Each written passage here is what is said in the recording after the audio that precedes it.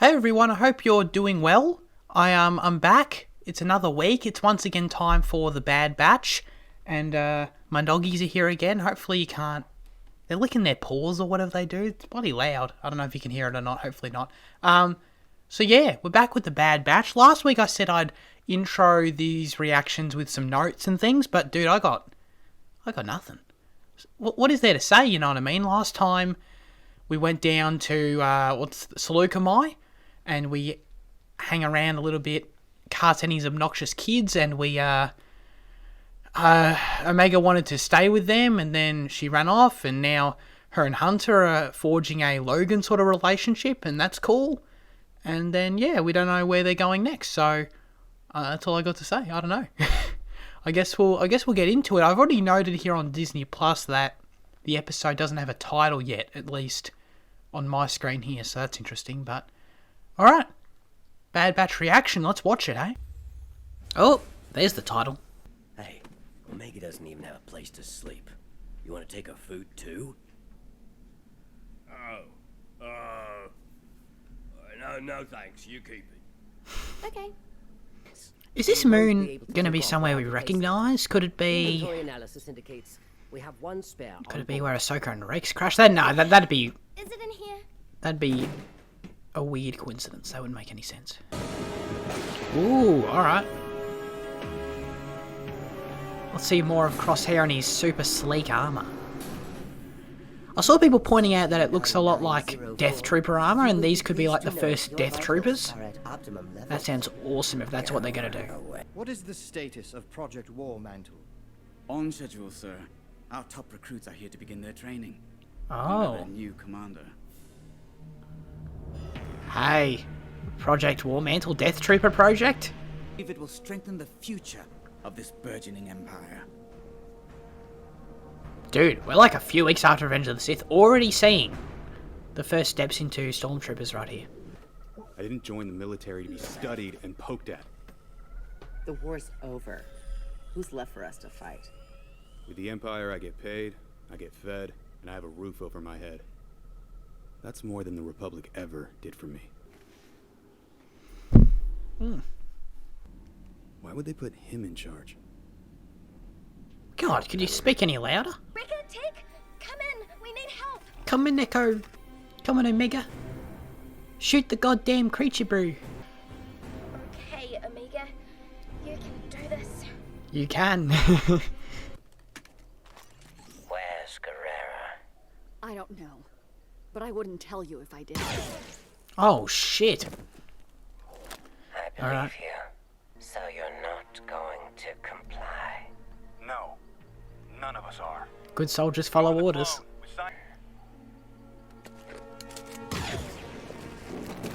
Alright, Crosshair is a... Good soldiers follow orders. Finish the mission. Yep, he's a prick. Jesus Christ. Wow. That... Getting a close look at that helmet, though, that is totally a Death Trooper helmet. Totally. You can see how it would become one anyway. The rest of his camp was dealt with.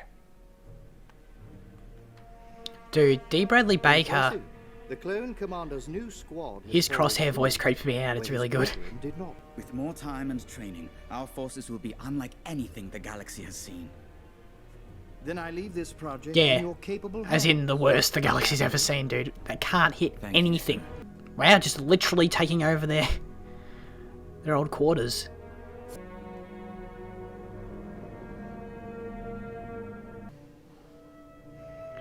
These are now humane conditions for you, Omega. What do you think? Thank you so much, Wrecker. This is like fully sick brew. You're part of this squad now, too.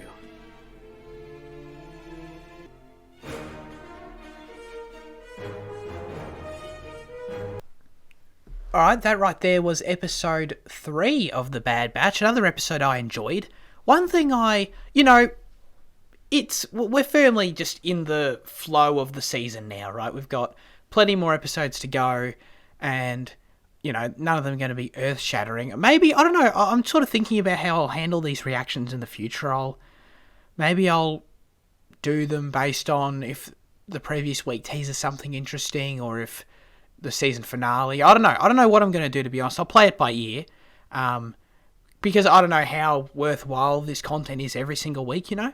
But hey, I don't know. If people enjoy it, that's all that matters, really. So, but one thing I do really appreciate about this episode, with it being just a mid-season, quote-unquote, filler episode, you know, the Bad Batch, their, you know, classic middle-of-a-season Star Wars animated show trope at this point. You know, their ship malfunctions, they crash on a planet, they need to do the thing, interact with the wildlife to get off the planet. And, you know, that's fine, that's whatever. We use that as an opportunity to do some slower character building stuff, which is cool.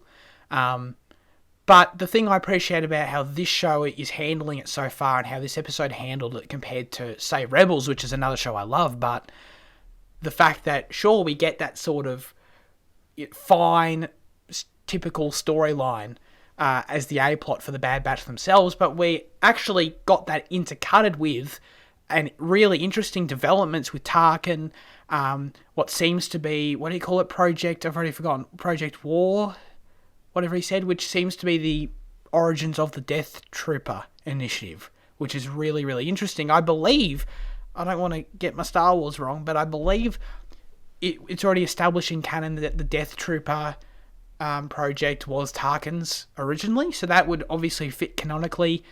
Their armor looks very Death Trooper-y, so I think that's what they're going for. Really, really cool. So, you know, we're getting all this cool lore, backstory to interesting things that we know about in the universe, like the Death Troopers. We're continuing to see that tie into the transition, and part of the show that's been interesting from the start, the transition from clones to stormtroopers, how that goes specifically. We got another little thread added to that at the end there with Nama Sue bringing up, and the Prime Minister's name, I don't know, what's his name? I don't know. The Kaminoan dudes, they're bringing up another secret initiative project, which is interesting. I wonder what that teases. Again, how far are we going to tie into clones being force sensitive, Palpatine stuff in the future? I don't know what that is exactly, but they seem to need a member of the Bad Batch for that to work. So I'm interested to see what the hell that's all about. And adding wrinkles to the transition is cool. You know, I think it would have been easy from a writing perspective for them with this show, in terms of witnessing the transition from clones to stormtroopers, to have it just be like, because at this point we're presumably a few weeks after Revenge of the Sith, to have it just be a situation where, oh look, now there's stormtroopers, and we just have a few scenes of dialogue with Tarkin of him going, yeah, clones, you know, all the stuff we already got with them, but just brushed over more, where it's like Tarkin just says, oh, well, clones are expensive, so let's just do stormtroopers. And then stormtroopers just start turning up in episode 7. Like, that could have been a direction they went. That would have been uninteresting. We know it can't take all that long timeline-wise for stormtroopers to start turning up. Jedi Fallen Order, which takes place 5 years after this, which, you know, isn't really that long for an entire army's, you know, to be established. We know at that point stormtroopers are all in. So, in the grand scheme of things of the galaxy, years-wise, it doesn't take that long for stormtroopers to come into play. And we're definitely going to see that in this show at some point. But it seems like I said, I would have been afraid they were going to do it too soon. But it seems like they're going to take their time with it a bit, which is really, really cool. So, you know, by season 2 or 3, I think we're definitely going to be seeing stormtroopers as the main antagonists. And they can use that awesome Clone Wars model that they made for the Clone Wars finale of stormtroopers. But they're going to take their time with it, which is cool. And they're playing a little bit with, you know, really dealing with the reasons behind it. Adding this new Admiral character I'd never heard of before. I don't know if he's from a book or something. I don't know. But he seemed like an oddly specific character. Adding him into the mix with Tarkin. Them talking about the pros and cons of the clones and the recruits. Adding more to the Kaminoans. Having multiple scenes, dialogue scenes with them, where we seem to be getting a little bit into their thinking, their politics of what they're planning, how they're hoping to stay afloat, which is obvious if you think about it, right? Like, obviously, after the Clone Wars, something we've never really considered, what happens to the Kaminoans? What happens to Kamino? The only purpose this planet and this entire, you know, iconic setting in Star Wars, the only purpose it's ever served is to clone Jango Fett, you know what I mean? So what happens once that's all shuts down? That's something those leaders are concerned about, those two characters, and that's something we're going to deal with as well. So lots of cool stuff. The moral of the story is cool, decent middle of the season episode with some cool backstory stuff, some cool lore stuff that were cut in between, which made it really engaging for me. So I really like that. Everything we got with Crosshair I really liked too. We missed him last episode. I'm glad we spent a lot of time with him here. We see that he's pretty ruthless at this point. We know the chip is affecting him pretty bad. And I like that little last scene we got with him there at the end, where he seemed to be quite, reflective in some way, or at least feeling the guilt a little bit. He's left his brothers, the Bad Batch are his brothers. They're his family, and I like this story they're going with here, of how it's sort of tragic, right? Like, he's, due to the chip, he's the only one that's been fully susceptible to it out of the Bad Batch. He's been sort of forced out, forced to turn on them, forced to be a ruthless killer, which isn't something that we really saw much of. I never interpreted his character to be that prior to the chip taking control, so that's pretty sad, and I'm really looking forward to what I assume the overall arc of Season 1 will be, is of course saving Crosshair. So I'm down for that. Although, hey, he's already done some pretty brutal shit that I don't know how redeemable that is, to be honest. Like, he just straight up gunned down multiple people there. But, again, shout out to D. Bradley Baker. I could say it every second of every episode, of every reaction, but he's terrific as all the clones. But Crosshair specifically, every single clone sounds different in little ways. Crosshair sounds like really over-the-top, cartoony villain, like slithery snake kind of voice, and I like it a lot. It creeps me out, but it's something he hasn't done before, so I think it's really cool. Is that it? I think that's it. I don't know. Let me know if you're still watching The Bad Batch. If you're still watching it, there's only been 3 episodes. Hopefully you haven't dropped off yet. If you're enjoying the reactions, what you thought of the episode, all that, leave a comment down below. If there was something in the episode that I missed that you thought was really cool, let me know. Because that was a really fun part of the first episode. People were commenting stuff. I'm like, dude, I didn't even notice that. My dumb ass didn't even see it. So if there was something like that, let me know. And tune in to Cinema Effect this week. On Monday, we're reviewing...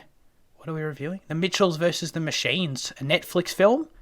You can just watch that. It's quite popular at the moment, so go and check it out. Check out the episode when it releases.